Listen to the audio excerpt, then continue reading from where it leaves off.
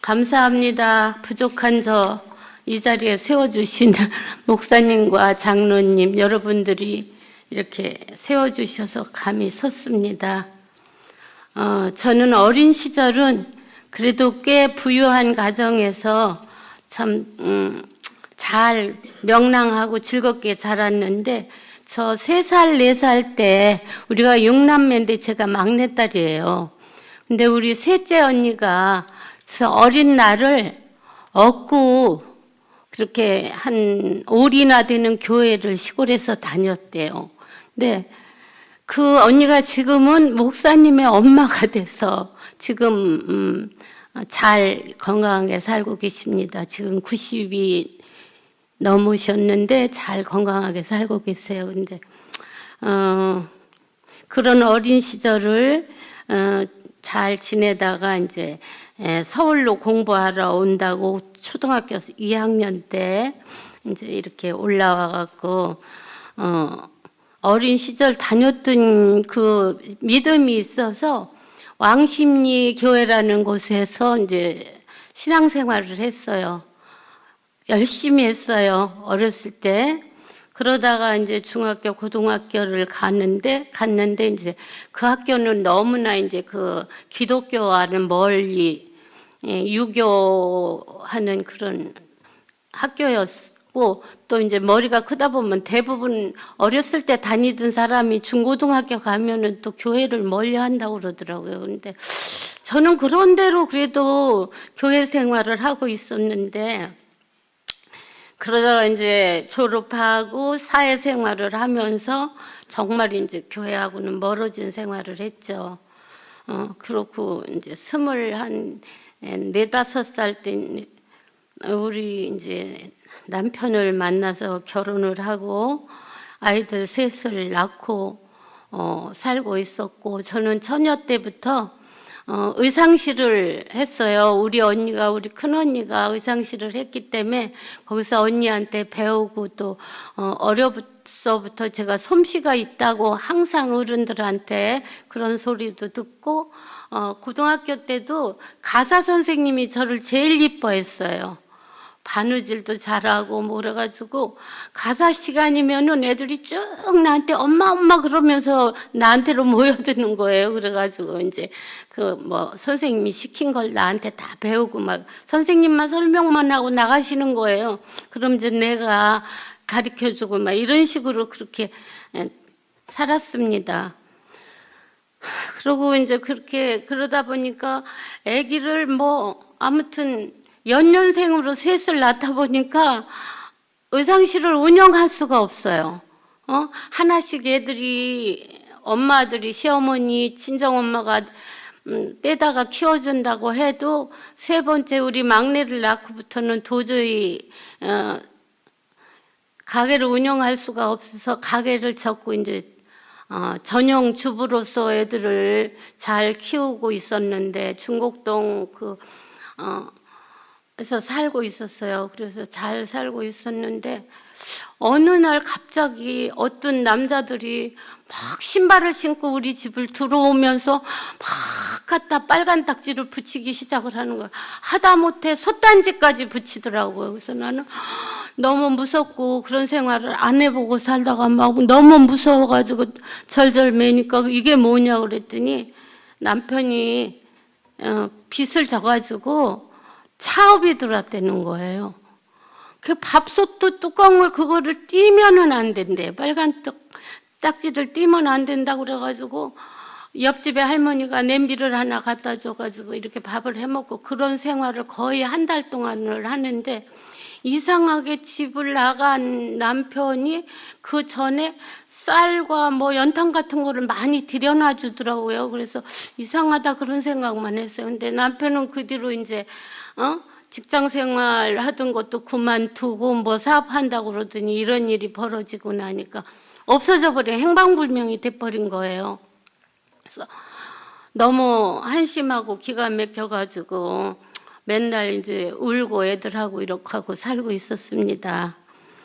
그래가지고 이제 제가 양장점도 그만뒀고 먹고 살 길이 없어서 생각하고 있는데 그 옆집에 그때가 제가 30대 초반이었는데 그 옆집 할머니는 한 60 요 정도 중간 아주머니였는 것 같아요. 애기 엄마 그렇게 힘들면은 애기 엄마가 잘할 수 있는 거를 해보라고 그래요. 그래서 나는 바느질 외에는 아무것도 할 줄 모른다고 그러니까 그럼 그 옷에 대한 걸 한번 해보라고. 그래서 가만히 생각을 해보니까 옷 장사를 좀 하면 어떨까 그런 생각이 들더라고요. 그래서 할머니 나는 하고 싶지만 저는 무일푼이에요. 그러니까 그 아주머니가 자기가 20만 원을 빌려주겠대요. 그러니까 그때 20만 원이면 지금 엄청 큰 돈인데 나는 그때 그걸 잘 몰랐어요. 그래서 그 돈을 들고 청평화 시장이라는 데를 갔습니다. 가가지고 내가 좋아하는 그 이쁜 홈드레스, 눈은 그래도 옷을 볼 줄 알으니까 홈드레스를 사가지고 양쪽 가방에다 메고 이제 집에 왔어요. 그랬더니 그 할머니가 동네 아주머니들을 다 불러서 그 옷을 다 팔아주더라고요. 그러니까 너무 신이 난 거예요. 그래서 돈이 20만 원이 금방 벌어지는 거예요. 그래서 그 할머니 다 갚아버리고 남은 돈을 가지고 또 사오고 하루에 2번씩 간 적도 있어요. 그래갖고 중곡동에 살았는데 중곡 1, 2, 3동을 양쪽 어깨에 메고 옷장사를 본격적으로 시작하고 있었는데 그렇게 하고 있는데 우리 그 시집 쪽에 어떤 어르신이 나를 하루는 불러요. 너 애들하고 너무 이제 그 소문이 났죠.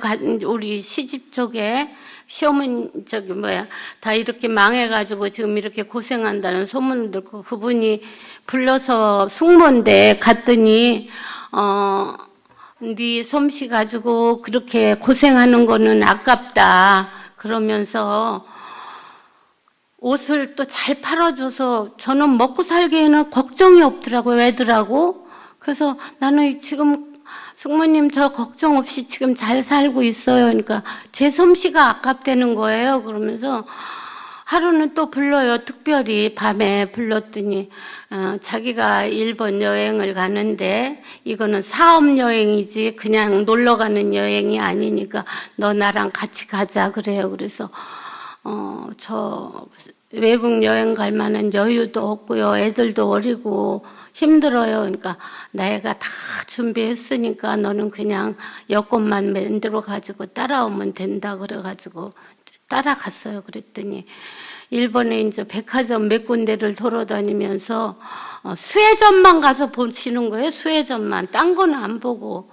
근데 그분이 뭘 하셨느냐면 네스를 이제 우리나라에 처음으로 이렇게 개발하신 분이나 마찬가지에서 뭐 잠옷 같은 거 이런 거에 네스를 막 다는 그때가 이제 80년대니까 그래가지고 나보고 그 중에서 수혜점에서 제일 이쁜 거를 날보고 고르래요. 그래서 이것저것 몇 가지를 골라가지고 이제 한국에 왔습니다. 왔더니 자기가 만든 그 네스를 가지고 그래서 이제 뭐 휴지 카바, 뭐 피아노 카바, 방성, 뭐 여러 가지. 그때는 화장실에 변기 뚜껑도 씌우는 시절이었고, 문고리에도 그거 씌우는 시절이었고, 막 하다못해 형광등에도 카바를 씌우는 그런 시절이었었어요.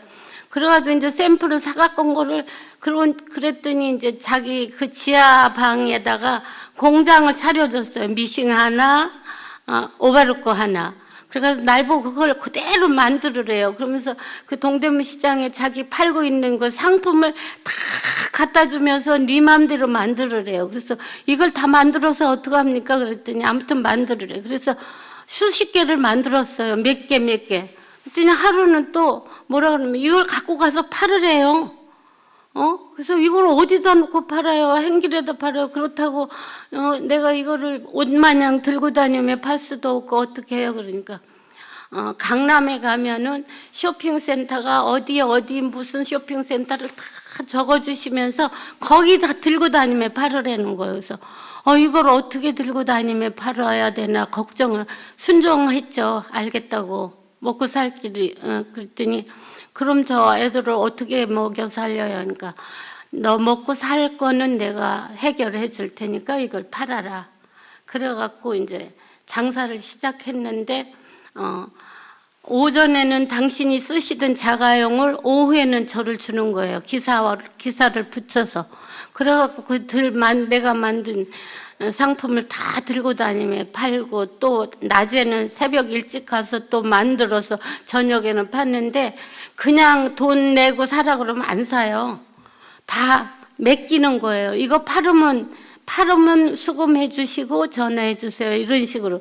그래서 그 사업이 한 2년을 했는데 진짜 너무 잘 되고 정말 괜찮았어요. 그러니까 2년 후에 또 저한테 불러놓고 지금까지 네가 받을 수 있는 매상값, 또 재료값, 미식 뭐 이런 거를 다 보고를 하래요. 그래서 보고를 이제 다 준비를 해서 보고를 했더니 그때 돈 한 800 정도가 되더라고요. 그랬더니 나는 내가 하는 사업도 너무 힘들고 크니까 이 사업은 네가 맡아서 네가 해라. 그래서 깜짝 놀랐어요. 나는 돈도 800만 원이란 돈도 없고 못한다고 그랬더니 이거를 네가 갖다 하면서 네가 갚을 수 있는 금액을 얘기해보라고 그래서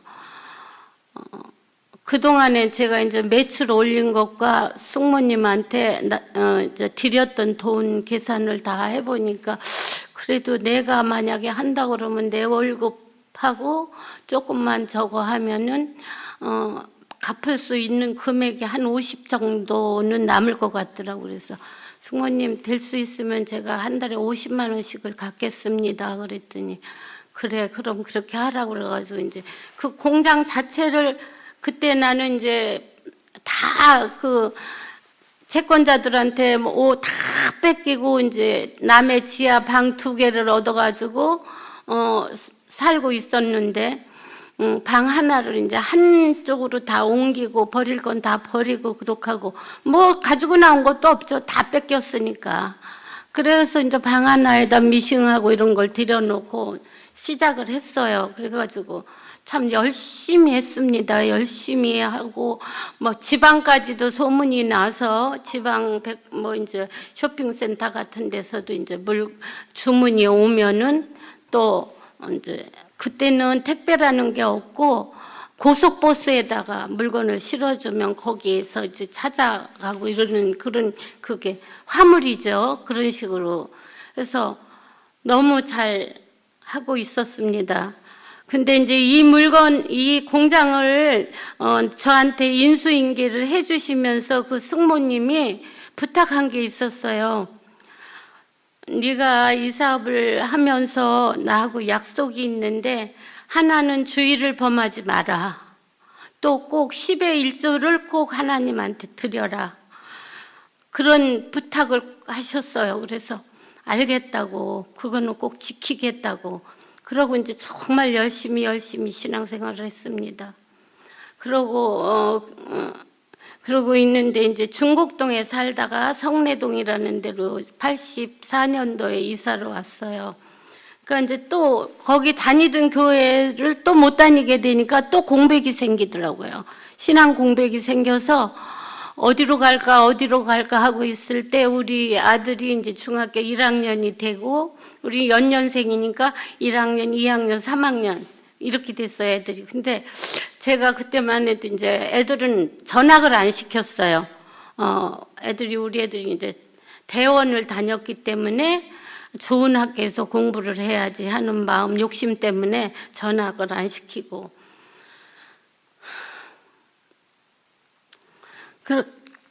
그래가지고 근데 우리 아들 중학교 1학년 때 한반인 친구의 아버지가 목회를 하신대요. 개척교회를 하신다고 그러면서 엄마 우리 기왕에 교회를 다니려면은 우리 친구 아빠가 하는 교회를 다니면 어때? 그래서 그러면 좋아. 그럼 니네 아빠. 그러다 보니까 이제 남편이 집으로 돌아와서 이제 저하고 같이 협력해서 사업을 같이 할 때였어요. 그래서 이제 우리 5 식구가 다 이제 그 교회를 나가고 그 집에 이제 7 식구에서 12명이 이제 교회를 해서 너무 교회가 빨리빨리 이제 부흥이 돼갖고 그 목사님이 교회가 작다고 교회를 옮겨야 된다고 그래갖고 보덕에 2단지에 있는 상가 2층을 세를 얻으려니까 월세는 비싸고 그게 뭐 싸게 나와서 샀으면 좋겠다고 그런 말씀을 하시더라고요.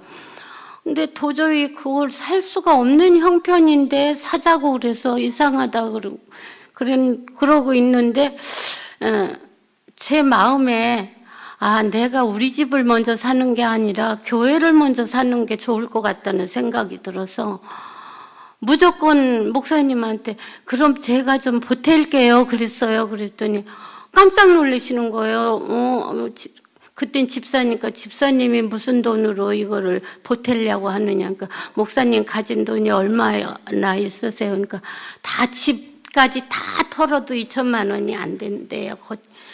어떻게 하면 2천까지는 만들 수 있다고 그러더라고요. 그래서 그럼 1,000만 원은 제가 되겠습니다. 그랬어요. 그러니까 무슨 생각으로 제가 그 대답을 했는지는 잘 몰라요.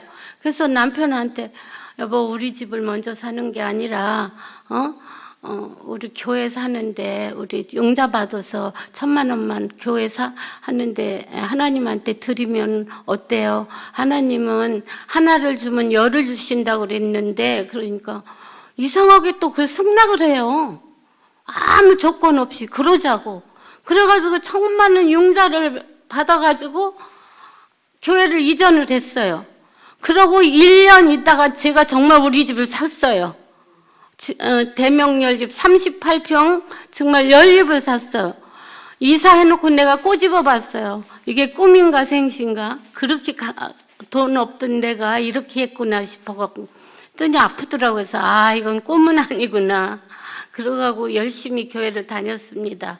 우리 이제 신우도 전도를 했고 우리 시동생들도 전도를 해서 교회가 굉장히 활성화되고 잘 저거 하고 있었는데 또 이 목사님이 또 무슨 마음으로 안산으로 이사를 가신다는 거예요. 안산으로 더 좋은 데로 가신다고 그 목사님이 한홍식 목사님이라고 샘물교회 이름을 가지고 있는 교회였었는데 그 더 발전해서 간다는데 내가 붙잡을 수는 없죠. 그래서 목사님 좋은 대로 하시라고. 나는 그동안에 또 이제 융자도 다 갖고 내 집까지 샀으니까. 그래서 이제 목사님은 그쪽으로 가셨고, 나는 또 갈 교회를 정하지 못하고 헤매고 있었는데, 우리 그 미싱사였던 우리 직원 한 분이 풍납동에 좋은 교회가 있으니까 거길 같이 나가자고. 그래가지고 이제 가보니까 교인들도 한 300~400명 되는 것 같고 교회가 목사님도 참 사랑이 많으시고 아주 그냥 명랑하시고 굉장히 좋더라고요. 그래서 그 교회를 이제 아빠하고 애들 셋하고 이렇게 5 식구가 열심히 다녔어요. 그때 우리 최 권사님도 아마 계셨을 거예요. 그러고 이제 우리 여기 지금 가끔 오는 친구들 있죠. 그때부터 아는 그 교회 동력자들입니다. 그렇게 이제 몇십 년 동안을 그렇게 같이 다니면서 신앙생활을 열심히 하고 정말 봉사도 많이 하고 그런 식으로 있었는데 갑자기 또 우리 아빠가 또 바람이 났어요.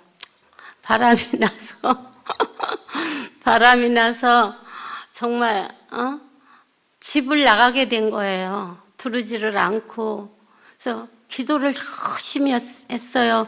진짜 남편 돌아오게 해달라고 40일 금식하면서 작정기도 이제 한 끼 금식이죠. 저는 생활을 해야 되니까 한 끼 금식을 하면서 40일 기도를 끝났는데 끝나기 한 이틀 전에 교회에서 이상한 일이 벌어졌어요. 근데 나중에 알고 보니까 제가 오해를 했더라고요. 근데 도저히 그 교회를 나가고 싶은 마음이 안 들어서 교회를 그만뒀습니다. 그만두고 그야말로 정말 세상 속으로 흘러 들어갔죠. 들어가서 뭐 그러다 엄마가 교회를 열심히 안 나가다 보니까 우리 애들도 다 이제 신앙생활을 안 하게 되고, 우리 막내가 찬양을 잘해서 걔가 성악 공부를 했던 애인데 찬양단으로 열심히 봉사하고, 우리 박 권사님하고 저하고는 뭐 그 찬양단을 열심히 밀어가지고 굉장히 활성화가 되고 그런 좋은 시절이었는데, 제가 시험에 들어가지고 이제 교회를 그만두고 한 5년이라는 세월을 그냥 세상 속에서 진짜 그냥 다른 사람들 같이 방탕은 안 했지만은 예수님을 잊어버리고 그냥 그러고 살았어요. 그러고 살았는데 한 5년쯤 됐을 때 등산도 다니고, 제가 요즘 짓거리는 말이 그때 다 놀았던 그런 얘기들입니다. 그래갖고 등산을 갔다가 이렇게 내려오는데 우리 친구가 냉면을 먹자고 그래요. 그래서 이제 냉면집에 가서 냉면을 이렇게 먹고 집에로 왔는데, 저녁에 밤에 자는데 자꾸 배가 아프기 시작하더라고요. 그래서 냉면 먹은 게 잘못됐구나 싶어서 그 다음날 병원을 찾아갔더니 뱃속에 가스가 차서, 그러니까 치료를 며칠 받으면 괜찮다고. 그래서 치료를 받아도 며칠을 받아도 효과는 없고 점점 배는 더 아파가고 진짜 가스는 풍풍 나와서 제가 별명이 방구쟁이 사장이라는 소리까지 들을 만큼 그렇게 뭐 방구를 껴대고 그랬습니다. 그러다가 어느 날 밤에 막 토하고 형편없는 그런 지경이 돼가지고 119를 타고, 이제 그때는 거기가 아산병원이 아니고 중앙병원이었어요. 그래서 응급실로 가니까 빨리 입원을 하고 수술을 받아야 된다고 그러더라고요. 그래서 이제 입원을 급하게 하고 그 검사하는 과정에서 이 장이 너무 많이 막혀 있기 때문에 내시경이 안 들어간대요. 그러면서 무조건 수술을 해야 된다. 무슨 병명이라고 나오지도 않고 무조건 배를 수술을 해서 알아야 된다고. 그런데 그때 당시에 그 홍원순 박사님이라고 우리나라에서 최고의 장을 제일 잘 본다는 그 박사님한테 이제 진료를 받았거든요. 그래서 수술을 받고 나서 잘 됐다고 그래서 내가 이제 마취해서 깨고, 제 병명이 뭡니까? 그러니까 한국 사람한테는 거의 없다시피 하는 장계시렴이라는 그런 병이래요. 그래서 그거는 그럼 어떻게 된 거예요? 그러니까 이 장이 이렇게 되기까지는 4, 5년이 걸렸다는 거예요. 근데도 이게 암으로 발전을 안 하고 계시렴으로 머무르고 있다는 게 참 신기하대요. 그러면서 한국에서 이 대장 계시렴을 수술한 게 내가 처음이랍니다. 처음으로 대한민국에서 처음. 근데 외국에서는 흔히 있는 병인데 한국 사람한테는 그 병이 잘 안 걸리는 병이래요. 그래가지고 그 수술 과정이 지금도 아산병원에 검사하는 과정서부터 수술이 끝나는 과정까지 다 녹화가 돼서 비디오에 저장이 돼 있다고 나중에 의사 선생님이 그 얘기를 하시더라고요. 그래서 이제 수술이 잘 끝나갖고 병실로 올라와서 있는데, 수술을 하고 나면은 2, 3일 정도가 있으면 가스가 나와야 되잖아요. 근데 가스가 안 나오고 몸이 점점 붓고, 나중에는 이 손가락을 이렇게 움직이지도 못할 만큼 온 몸이 부었는데, 의사 선생님들은 계속 들락거리면서도 자기네들끼리 영어로 얘기하니까 저는 알아들을 수가 없고 답답하고. 근데 참 내가 얼마만큼 비참했었느냐 하면은, 우리 큰딸은 대학교 1학년이고 우리 아들이 고3, 우리 딸이 고2였는데 수술을 하러 들어가는 과정에서 보호자가 없는 거예요, 제가. 근데 그때만 해도 병원에서 보호자를 세우려면은 재력이 있는 사람만이 보호자를 세웠어요. 그러니까 보호자가 없어서 수술을 못 한다고 그랬더니 우리 친구가 남편을 데리고 와가지고 보호자를 세워줘 갖고 수술을 했습니다. 그렇게 비참한 어렵고 힘든 세월을 살았는데 3, 4일이 지나도 그렇게 몸만 붓고 가스는 안 나오고 그러는데 그때도 제가 6인실에 입원을 했었는데 그 나를 찾아오는 뭐라 그러죠? 방문객이 아니고 위로해주러 오시는 분들이 너무 많았어요. 그러니까 이 6인실에서 쫓겨났어요.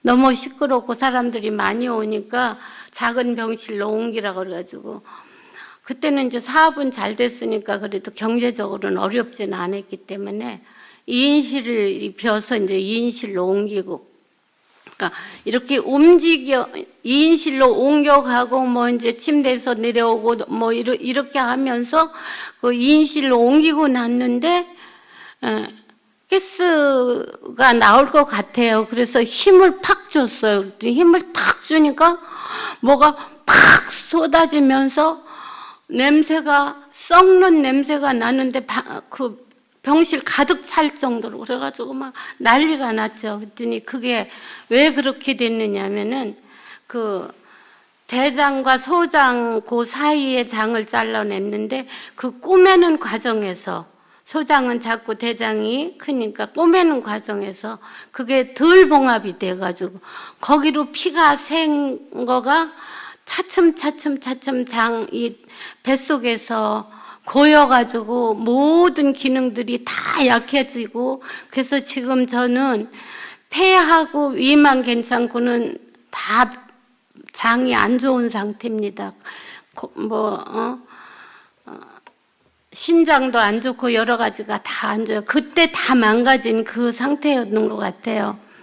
그러니까 막 이제 병원이 뒤집어진 거예요. 이게 큰일 났다. 이제 장추혈이면은 그때만 해도 99%는 다 죽는다고 그랬대요. 나는 몰랐지만은. 이제 그러다 보니까 이제 그렇게 되다 보니까 응급실, 이제 중환자실로 내려갔죠. 중환자실에 내려가서 이제 있는데 이 피 나오는 양이 그 변기통 있잖아요. 그 환자들 쓰는 변기통으로 한 20분 만에 하나씩 쏟아지다시피 그렇게 며칠을 지나다 보니까 제 키로수가 그때는 좀 통통해서 한 50kg 나갔었어요. 근데 38kg까지 빠졌다고. 그러면서 우리 셋째 언니 딸이 병원 수간호사로 인천에서 있었는데 그 딸이 이제 와서 나중에 우리 언니가 그러는데 엄마 이모는 포기해야 돼 못 살아 그런다는 얘기까지 해주더래요. 그래서 그때 우리 언니가 나를 간호하고 있었는데 매일매일 울었다고 그래요.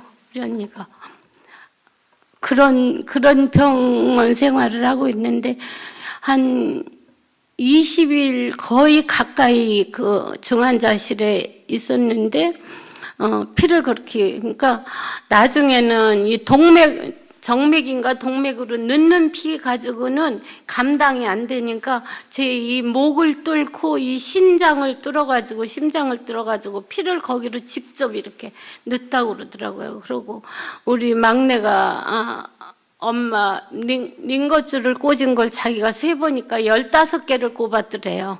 그러니까 완전히 주사로. 그렇게 하고 하루하루를 지내고 이제 숨 끊어지기만 기다렸겠죠. 근데 그때 제가 느낀 거는 그 중환자실이 바로 지옥이구나 하는 생각을 들었었어요. 근데 그때 제가 정말 누군가한테 기도를 해야 되는데 정말 하나님한테 하나님 저 살려주세요. 그러고 기도하고 싶은데 양심상 못하겠는 거예요. 내가 하나님을 떠나서 4, 5년 동안을 방황하고 살았는데 내가 이제 와서 하나님한테 하나님 저 살려주세요. 그렇게 기도할 용기가 안 났어요. 그래가지고 기도도 못하고 그냥 이제는 나는 죽는구나 그래가지고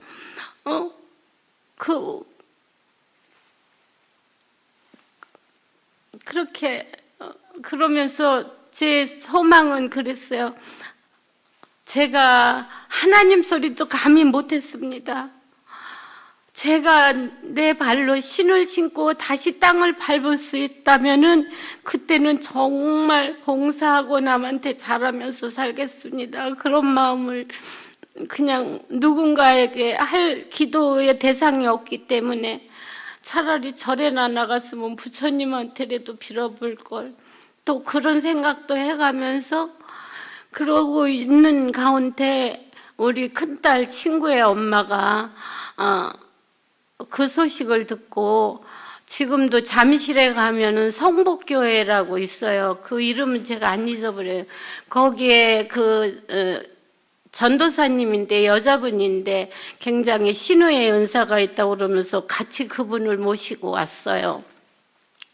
시간을 중환자실을 맞춰가지고 중환자실에 들어가지고 그분이 내 배우에다 손을 얹고 기도를 하는데 한참 기도를 하는데 막 창자가 끊어지는 것 같이 아프고 뭐라고 형용할 수 없을 만큼 막 배가 아픈 거예요. 막 그래가지고 내가 그분의 손을 막 이렇게 밀었는데 38kg짜리가 무슨 힘이 있겠어요. 그래서 밀어도 그분은 그럴수록 내 배에 힘을 더 주면서 기도를 그렇게 하고 가셨는데 신기하게도 전 20분 30분마다 한 병기에 하나씩 쏟아내던 피가 차츰 줄면서 3일이 지나니까 빨간 피는 멎이고 그 흰 핏돌 하얀 노릇끼리한 우윳빛 같은 그런 피가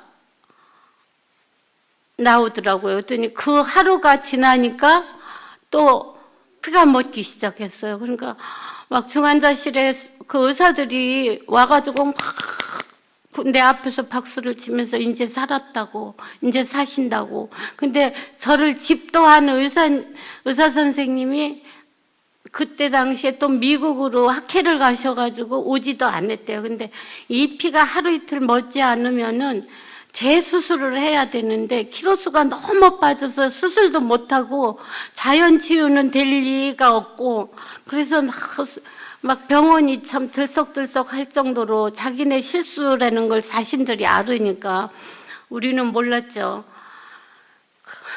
그래서 그때서 제가 내가 하나님을 떠나니까 이런 일이 생겼고 죽음의 문턱까지 갔는데 다시 또 하나님이 나를 살려주셨구나. 그런 마음이 들고 이제는 하나님한테 기도해야지.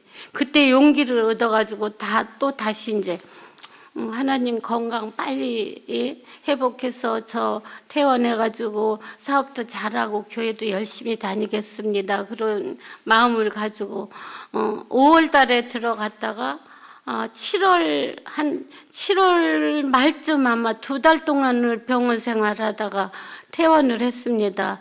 퇴원을 하고 있다가 얼마 안 있다가 한 달 만에 또 목욕을 갔다가요. 거기서 넘어져가지고 또 오른발이 또 발등이 부러진 거예요. 그러니 말할 수도 없이 이제 양쪽 이거를 짚고 그래도 사업을 했어요. 기부수, 그때는 기부수, 지금 같으면 또 뭐 수술하자고 그랬을 텐데 기부수를 하고 동대문 시장을 다니면서 이렇게 사업을 이어나갔는데 사람이라는 게 참 제가 저를 생각해도 참 변덕스럽고 약속했던 것도 저거 할 줄 모르고 그래가지고 이렇게 살다 보니까 또 교회 가는 거를 잊어버렸어요. 그냥 살았어요. 사부하면서 그냥 살고 그러다 보니까 또 2, 3년이 지나고 또 애들이 또 뭐 이제 다 커서 대학 졸업하고 우리 딸도 뭐 방송국에 취직이 잘 되고 또 우리 아들은 이제 군대 갔다 와가지고 학교를 다시 대학을 한 번 떨어져서 제가 그냥 군대를 보내버렸어요. 그래가지고 이제 군대 생활을 하고 와서 1년 공부해가지고 대학을 가서 2학년 때 또 은행에 가서 근무를 하다가 그 은행에 이제 또 졸업을 하니까 그 은행에 그냥 근무를 하게 됐는데, 그게 이제 옛날에 평화은행이라는 은행에 이제 그게 이북 사람들이 그거 한 은행이죠. 그래서 이제 거기를 잘 다니고, 또 우리 큰딸도 또 뭐 이제 졸업하고 직장을 다니다가 또 좋은 남자를 만나서 우리 사이를 만나서 결혼했고, 그 다음에 또 우리 작은 딸도 결혼하고 이렇게 살다 보니까 내 속으로 하나님 안 믿어도 뭐 잘 되네. 하나님 뭐 안 믿어도 내가 생각했던 대로 나 몸만 치셨지 내 생활은 점점 좋아지고 괜찮네. 그러고 아예 그냥 교회를 잊어버리게 된 게, 이제 그래서 한 7, 8년 동안을 교회하고는 먼 생활을 하고 그냥 저는 신바람이 나서 살았습니다. 남편이 나가버려서 들어오지도 않았고, 그래도 처음에는 막 쫓아다니면서 찾아도 보고 그랬지만 나중에는 그거 정신이 떠난 사람 몸만 같이 있으면 뭐하나, 그래서 포기를 했어요. 제가 포기를 하고 남편은 그냥 너 잘 살아라, 나는 애들하고 잘 살겠다, 내가 복수하는 마음이라도 내가 잘 살아보겠다, 그런 마음으로 이렇게 이제 생활을 하고 있었는데, 하나님은 나를 그냥 두시지 않더라고요. 또 아픔을 줘서 제가 지금까지 정말 그 전신마취를 하면서 수술대에 올라간 게 7번을 올라갔습니다. 요번 작년 5월 달에 허리 다쳐서까지 7번이에요. 근데 그때는 이제 국소 마취를 해서 전신 마취는 안 했지만 그 세월 동안에 너무 많이 아팠고 그냥 수술도 여러 번 받고 그랬는데도 하나님이 이상하게 생명은 안 걷어가시고 그냥 아픔만 주신 것 같아요. 그것도 하나님의 은혜죠. 그런 생활을 하고 있는데 우리 큰딸 시집을 보내고 97년도에 그 전에 이제 제가 대명연립을 가지고 살면서 땅을 하나 조그만 거를 53평짜리를 사가지고 집까지 아주 멋있게 지었어요.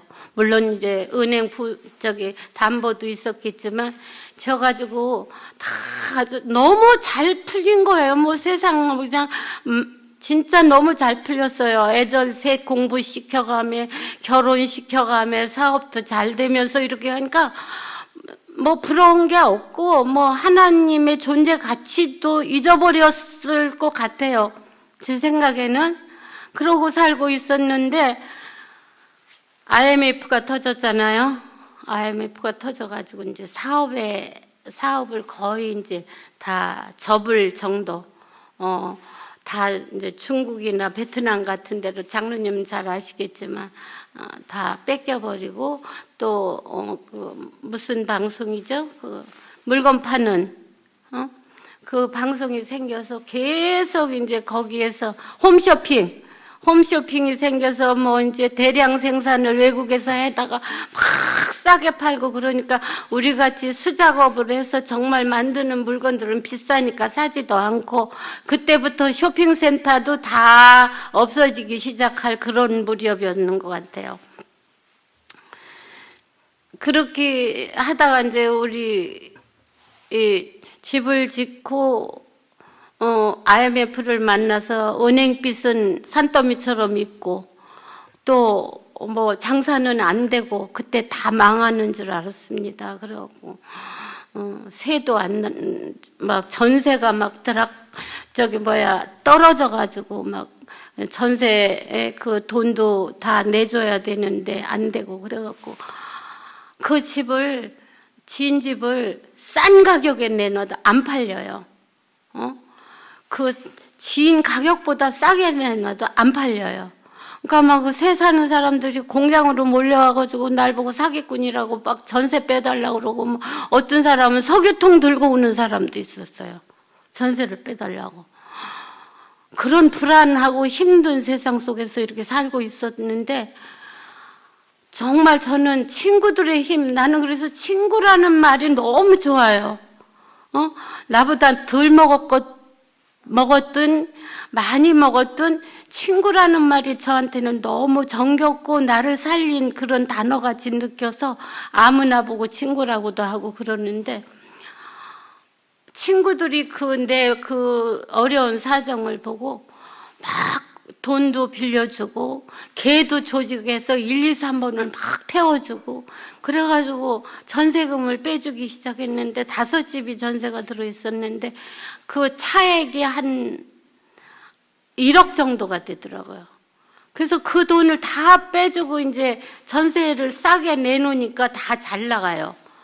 그렇게 하고 그래서 집은 팔리지 않고, 근데 그때 정말 그 집이 팔려서 빚 갚고 다 했으면 지금까지도 아마 남의 지하실 구석 면하지 못하고 살았을 겁니다.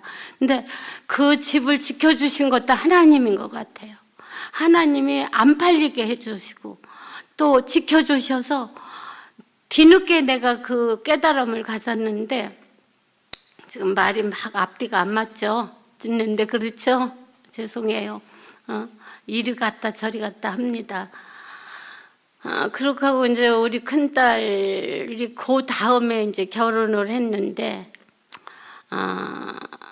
IMF 터지고 그 다음 해에 이제 예식장이랑 다 잡아놨었기 때문에 어쩔 수 없이 이제 결혼식을 했는데, 또 그때는 또 우리 애들 아빠가 조금 이제 다른 회사에 또 취직이 되고 뭐 잘 나갈 때 집에는 안 들어왔어요. 딴 여자하고 살면서 잘 나갈 때니까 결혼식은 정말로 성대하게 했어요. 저도 또 거래처가 한 4, 50군데가 되니까 다 이렇게 찾아오고 그래가지고 정말 부자 부럽지 않은 결혼식을 시키고 그렇게 하고, 그 다음에 또 우리 막내가 엄마 나도 사랑하는 사람이 있으니까 결혼을 시켜달라는 거예요. 그러면서 그때 이제 우리 막내는 졸업하고 내 사업을 같이 이어가고 있을 때였는데, 엄마 나 결혼 언제 시켜줘? 언제 시켜줘? 막 나만 보면 그래요. 엄마 나 결혼하고 싶어. 근데 걔도 눈에 콧불을 씌웠는지 우리 사위를 인물만 보고 택한 것 같아요. 우리 사이가 잘생겼어요. 이쁘고. 우리 유미 보신 분들은 아시겠지만 유미가 아빠를 닮아서 이쁩니다. 날씬하고. 그러더니 나중에 결혼을 허락하고 보니까 정말 가난한 집 아들이야. 아무것도 없는 아들이에요. 그래서 너 어떻게 이렇게 돈도 없이 결혼을 하려고 했느냐 하니까, 그냥 결혼하면 되는 거 아니에요? 그래서 너 준비한 돈이 얼마나 있어? 그러니까 300만 원밖에 없다는 거예요. 기가 막히죠. 그래서 부모님한테 허락을 받았느냐 하니까 받았대요. 그래가지고 정말 내가 전셋집 얻어주고 지가 또 나한테 직장 생활을 하면서 엄마한테 월급 받은 걸 꼬박꼬박 모아놓은 돈이 한 1,500만 원 정도 있고 이래가지고 한 그때만 해도 6천만 원이면 방 2개 뭐 부엌 있고 이런 신혼할 만한 집들이 있었어요. 그게 지금으로부터 한 26년 전이니까. 그래서 결혼식을 시켜서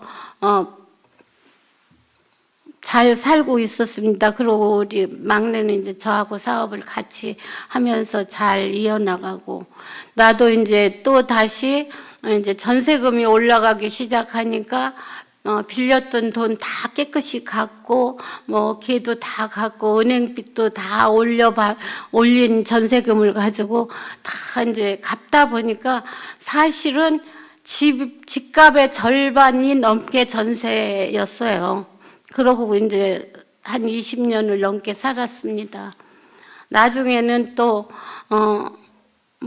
우리 아들이 또 빚을 져가지고 제일 위에 칸을 세를 놓고 제일 밑에 지하로 내려와서 10년을 넘게 살았으니까 뭐 말할 수도 없는 그런 생활이었겠죠.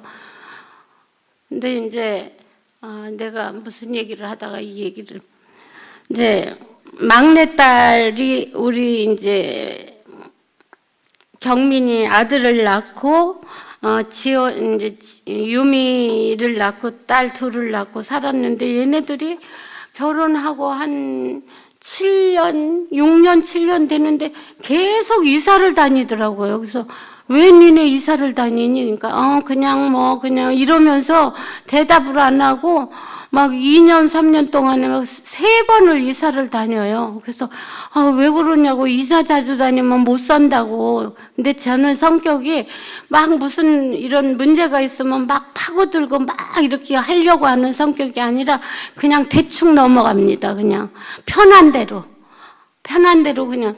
그러니까 이사 간 때마다 이제 가보면은 그냥, 그래서 그랬더니 나중에 알고 보니까 6천만 원 전셋집이 500만 원에 한 달에 30만 원짜리 월세로.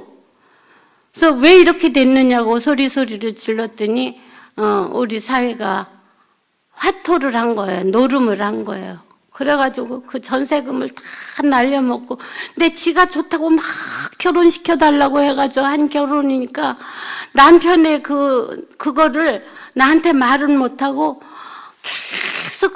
계속 줄여서 이사를 다니기 시작하다가, 그래서 내가 월세를 산다는 걸 알고 깜짝 놀래가지고 내가 원룸 되는 대로 내가 올라갔고, 애들이 있으니까 그 넓은 방 3개짜리, 우리는 지하래도 깊은 지하, 우리 권사님 와보셔서 알지만 계단 2계단 내려가는 그런 지하가 돼서 살기에는 괜찮게 좋아요. 그래서 거기로다가 걔네들을 이사를 시키고, 나는 원룸으로 2층에 원룸으로 이제 전세 4천만 원에 줬던 거를 우리 딸 보고 너 융자 받아라. 그래가지고 2천만 원 융자를 받아가지고 저는 거기로 이사하고 애들 이제 4식구는 이제 우리 그 아래 지하로다가 내려와서 살 때 한 1년을 사는데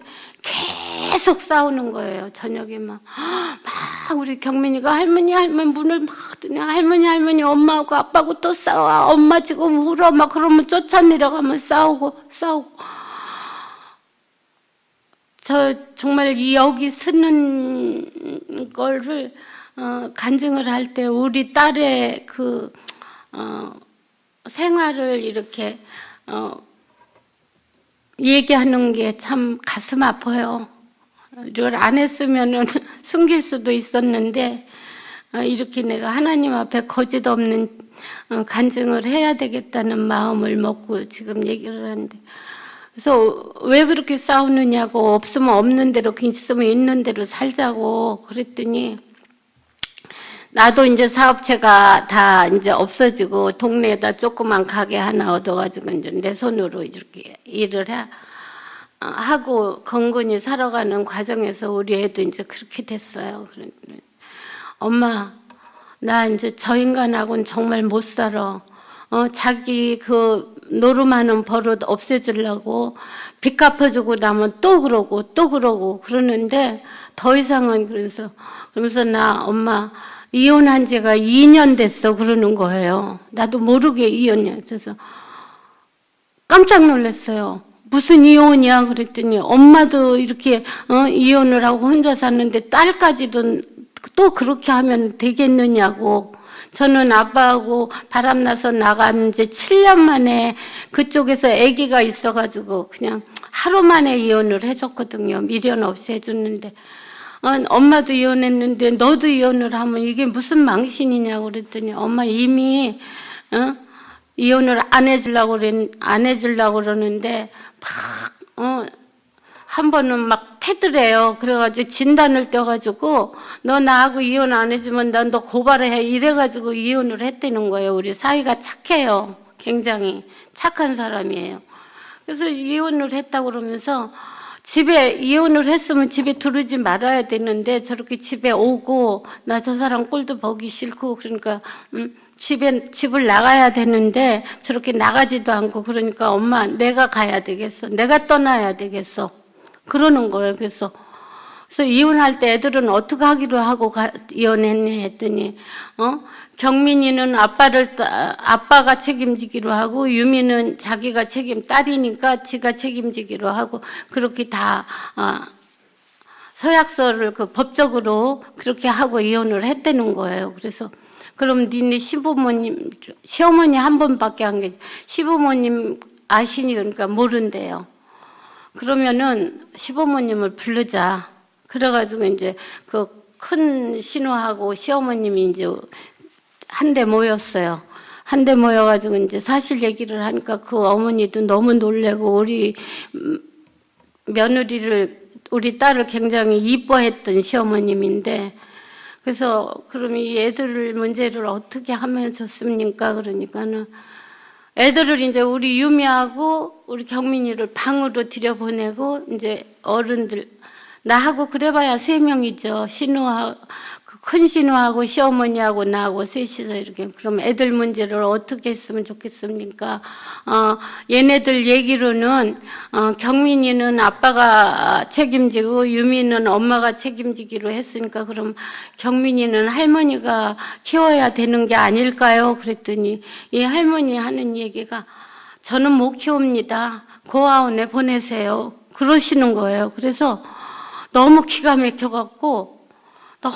막혀가지고 내가 그럴 수가 있느냐고 손주인데 그러니까 나중에 알고 보니까 이제 이혼을 막기 위해서 한 말씀이었겠지. 정말로 손주가 거기 가기를 원했겠어요? 근데 우리 경민이가 그때가 초등학교 1학년 때였는데 문틈으로 그 소리를 들었나 봐요. 고아원에 보낸다 소리를. 근데 그거를 참고 있었. 그러다가 이제 저 엄마는 저 사람하고 내가 완전히 헤어지려면 내가 떠나야 된다고 그러고서 유미를 데리고 우리 인천에 사는 이모네 집으로 가가지고 직장을 잡아서 산다고 그러고. 그래서 내가 이제 할 수 없이 경민이를 끌어안고 살아야 됐는데 얼마 이제 그러다 보니까 이제 사이가 안 오더라고요. 원래는 이제 지방 근무를 했기 때문에 와봐야 한 달에 몇 번 주말 부부였기 때문에 그러니까 안 오기 시작을 해서 그냥 안 왔어요. 이렇게 그러다 보니까 내가 두지 왔다 갔다 하기가 힘들고 그러니까 다 아래로 다 내려왔죠. 그때 내려와 가지고는 지금까지 살았던 거예요.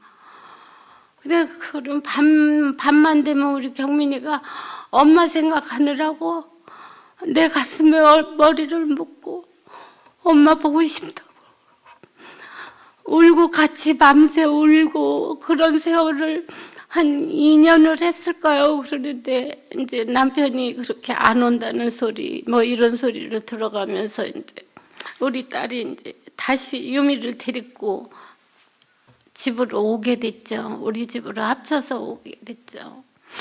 그런데 이제 내가 장사를 하면서 애들 둘 저녁에 이제 애들 학교 유치원 보내는데 일찍 오면 관리할 수가 없으니까 이모 이제 나보다 조금 아래 되는 친구 한 사람을 저녁에 한 5시에 와서 애들 밥 먹이고 씻기고 그것까지만 하기로 이렇게 도와주는 이모 할머니가 있었어요. 그래서 이모 할머니 그렇게 하고 세월을 보냈는데 하루는 내가 어디를 갔다 오니까 그 이모 할머니가 나를 붙잡고 그러는 거야. 언니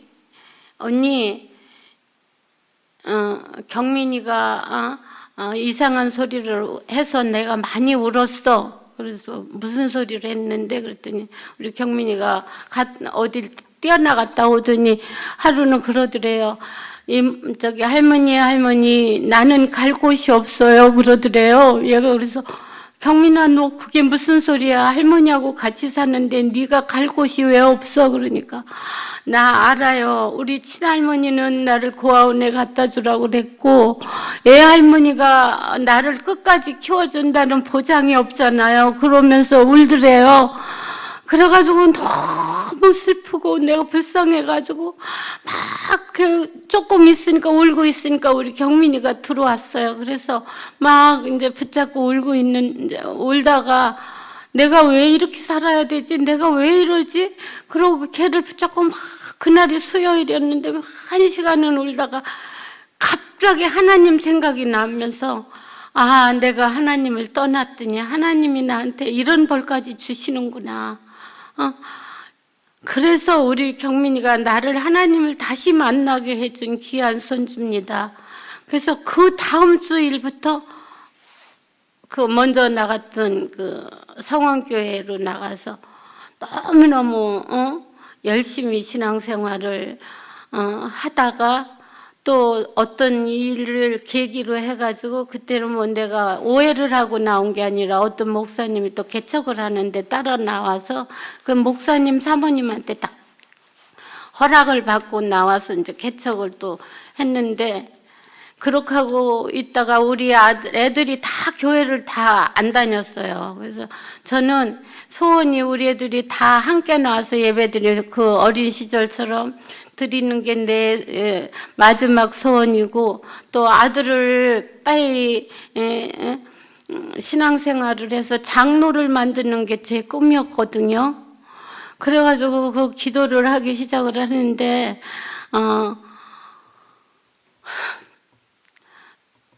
매일같이 새벽 기도를 드리면서 교회 안 나가는 날은 아들 방문 앞에 무릎을 꿇고 거진 1년 동안을 기도를 하기 시작했습니다. 그래가지고 기도를 하는데 어느 날 하루 갑자기 성경을 보라는 그런 마음이 생겨요. 그래서 성경 어디를 보라는 거지? 하고 가서 딱 성경을 딱 펼치니까 요한복음 15장 말씀을 주시더라고요.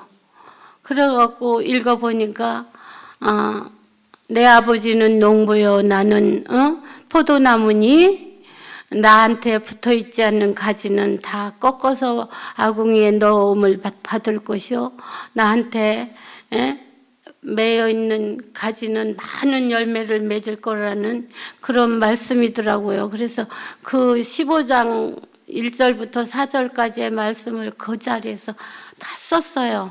써가지고 우리 아들 방에 저기에다 붙여줬습니다. 컴퓨터 앞에 붙여놓고 근데 지가 하기 싫으면은 띄었을 텐데 거진 1년이 가도록 그 말씀 붙여있는 건 그대로 있고 근데 12월 달쯤 되니까 우리 아들이 엄마 나 교회 나갈게. 그래서 그게 진짜 꿈인지 생신지도 모를 정도 정말 그래가지고 이제 나가기 시작을 했어요. 우리 아들이 교회를 나가기 시작했어요. 그래갖고 이제 계속 교회를 열심히 신앙생활을 하고 하다가 우리 아들이 거기 또 개척교회 여자만 있지 남자는 목사님 한 분밖에 안 계시니까 또 시들해지기 시작할 무렵에 이제 고모부가 명성교회 이제 안수 집사님이 그러니까는 우리 아들 보고 명성교회로 옮겨라. 옮기고 너 거기서 열심히 나랑 같이 신앙생활을 하자. 그래가지고 이제 명성교회로 가서 열심히 또 같이 신앙생활을 하게 됐는데 또 코로나가 또 터졌죠. 코로나가 터져갖고 명성교회에서는 65세 이상은 예배를 본당에 들어서 못 드리게 하더라고요. 그래갖고 이제 할 수 없이 저는 코로나 때 또 예방주사를 맞을 만큼 건강한 체력이 아니라서 예방주사도 못 맞아가지고 그냥 비대면을 하다 보니까 시간이 너무 많이 가서 자세한 말씀 못 드리고 제가 이 교회에 오게 된 그 동기만 간단하게 말씀드리겠습니다. 그래가지고 이제는 그 전에도 신앙생활을 할 때 답답하고 마음이 답답하고 그럴 때는 계속 여기 목요 집회에 열심히 다녔어요. 그러면서 와서 기도하고 울고 불고 하나님한테 구하면 마음도 마음의 위로도 받고 하나님과의 친분도 있게 되고 이렇게 그렇게 세월을 보내다가 이제 코로나를 만나서 비대면 예배를 드리다 보니까 마음에 흡족하질 않아요.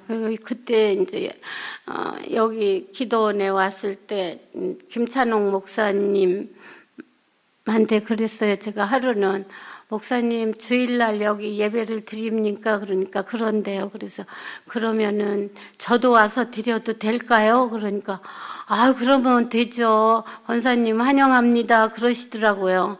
그래서 이제 이 교회를 오기 시작했어요.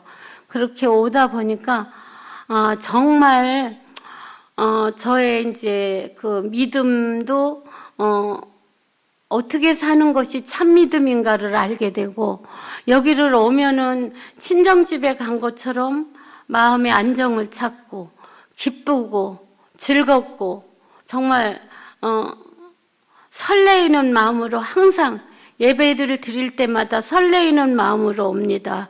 그리고 또 이제 여러 가지 문제가 생겼을 때마다 좀 목사님과 대화를 이렇게 하면은 또 목사님도 저를 너무 잘 대해주시고 또 무슨 문제가 있어서 목사님한테 부탁을 하면은 그 시간이 있잖아요. 그 안에 그 문제가 해결이 돼요. 그래서 목사님과 대화할 때쯤 되면은 목사님 저 그 문제가 해결됐어요. 뭐 이런 식으로 다 문제가 해결되는 거예요. 그래서 정말 하나님한테 정말 내가 올바른 마음으로 기도하고 이렇게 간절하게 이렇게 원하면 하나님께서 들어주시는구나. 그래가지고 정말 열심을 다해서 여길 다니게 됐고 작년에 집을 파는 문제도 정말 상상도 못할 만큼 재작년이죠. 어려운 과정에서 쉽게 정말 하나님이 누구도 이 얘기를 들으면은 이거는 하나님이 하신 일이지 사람이 했다고는 믿어지지 않을 만큼 그 어려운 과정에서 좋은 가격으로 그냥 한 달 만에 집 내놓은 지 한 달 만에 매매가 됐고 그렇게 해서 지금 살고 있는 집으로 이사를 왔어요. 그래서 지금은 저는 너무 행복해요. 기도원 하남중앙교회에 등록을 하고 정상적인 교인이 되면서부터 모든 일이 너무 순조롭게 풀리고 너무 좋고 또 이렇게 좋은 그 교우들을 만나서 이렇게 대화하고 또 정말 좋으신 장로님을 만나서 너무 하루하루 신앙생활하는 게 즐겁고요. 지금은 나는 내일 죽는다 해도 한이 없을 만큼 행복한 생활을 하고 있어요. 그리고 제가 이제 마지막으로 하고 싶은 말은 하루빨리 우리 아들이 이 교회에 와서 열심히 신앙생활해서 늦지 않게 장로님이 됐으면 좋겠고 또 우리 하남중앙교회가 빨리 부흥돼서 참 구원의 방주의 역할을 다해서 이 근방에 살고 있는 죽어가는 영혼들을 다 구원시키는 구원의 방주가 됐으면 좋겠습니다. 저는 마지막에 지금 남아있는 기도의 제목은 그거 두 가지입니다. 우리 아들 빨리 교회 출석할 수 있는 기도와 우리 하남중앙교회가 부흥되는 거, 그 기도 밖에는 다른 기도는 정말 없습니다. 물론 다른 중보 기도야 제가 의무적으로 해야 되니까 하고 있지만은 제 마지막 그러고 제가 이제 이렇게 저 때문에 제가 신앙을 한때 잊어버렸기 때문에 우리 아이들이 다 신앙을 잊어버리고 지금까지 찾지 못하는 거 그게 제일 안타깝고 슬픈 일이고 그러다 보니까 내 목숨 끝날 때까지 우리 손주들 걔네들이 엄마 아빠가 이렇게 따로 떨어져서 살게 한 것도 내 잘못이구나. 얘네들을 잘 키워서 성장할 때까지 키워주는 게 하나님한테 내가 얘네들한테 보답하는 길이구나, 이런 거, 이런 생각. 근데 애들이 정말 별로 좋지 않은 환경 속에서도 너무 바르게 잘 자라줘서, 너무 감사하죠. 감사하고, 정말 너무 두서없이 이렇게 말씀드린 거에 대해서 참 죄송하고, 쓰지 못할 죄인이 이 자리에 쓴 거에 대해서 죄송합니다. 저와 같이 우리 이 하남중앙교회를 위해서 우리 열심히 기도하고 좋은 성도님들이 되주셨으면 감사하겠습니다. 시간이 너무 많이 흐른 것 같아서 너무 많은 사건들과 아픔이 있었지만 일일이 다 말할 수가 없는 것 같아요. 감사합니다.